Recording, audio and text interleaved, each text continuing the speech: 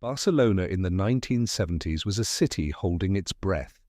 Under the final years of Francisco Franco's dictatorship, the Catalan identity had been suppressed for decades, the language banned in public, the culture pushed underground.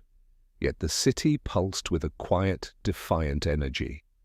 The streets of the Gothic quarter carried whispers of resistance, and the working-class neighborhoods of Gracia and Poblenou hummed with underground political movements. Architecturally, the city was dense and unplanned in many areas, with industrial zones creeping close to residential blocks. The waterfront was largely inaccessible, dominated by factories and freight operations. Franco died in 1975, and almost overnight, Barcelona exhaled.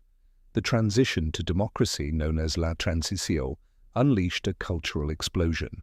Artists, musicians, and architects who had been silenced began reshaping the city's identity with extraordinary urgency and creativity. The 1980s marked Barcelona's deliberate reinvention. The city won the bid to host the 1992 Olympic Games in 1986, and that single announcement changed everything. Urban planners, led by the visionary architect Oriol Bohigas, launched a strategy of transforming neglected public spaces across the city. Small plazas were redesigned, parks were created in forgotten lots, and the philosophy of bringing quality architecture to everyday neighborhoods took root.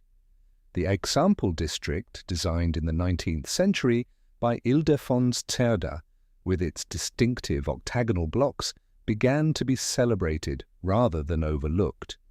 Meanwhile, the Catalan language was restored to official status, schools began teaching in Catalan again, and a renewed sense of regional pride swept through the population. Barcelona was no longer just surviving, it was building toward something extraordinary. The 1992 Summer Olympic Games were not simply a sporting event for Barcelona. They were a complete urban surgery.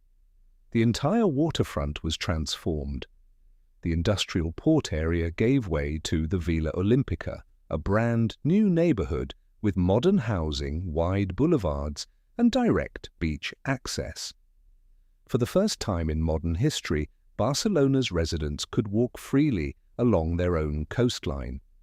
Montjuic Hill was redesigned with world-class sports facilities. The ring roads that had long been planned but never built finally connected the city's fragmented districts. International architects, including Frank Gehry, contributed landmark sculptures to the newly opened Barceloneta beach area. The Games attracted global attention, and tourism numbers surged dramatically in the years that followed. Barcelona had announced itself to the world not just as a host city, but as a model for urban transformation. The decade following the Olympics brought prosperity and recognition, but also new pressures. Tourism grew at a pace the city had never anticipated.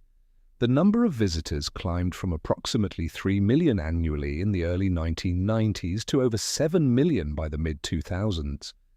The historic center, particularly Las Ramblas and the Born neighborhood, began shifting from lived-in communities to tourist-oriented zones.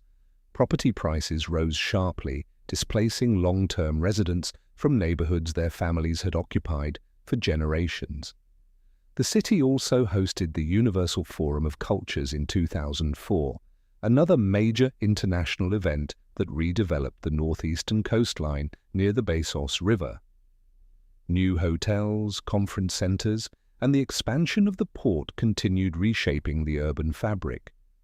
Barcelona was globally admired, but internally, tensions between growth and livability were beginning to surface.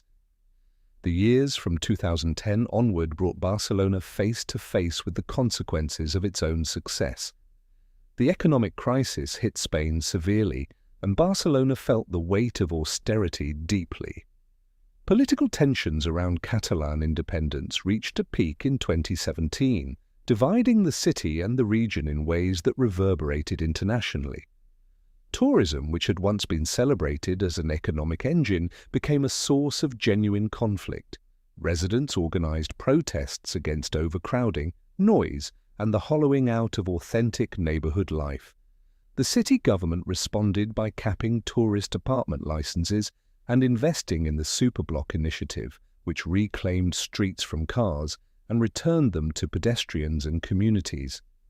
By 2026, Barcelona stands as a city still navigating its identity, balancing its extraordinary architectural heritage, its fierce cultural pride, and the relentless pressures of being one of the most desired destinations on the planet.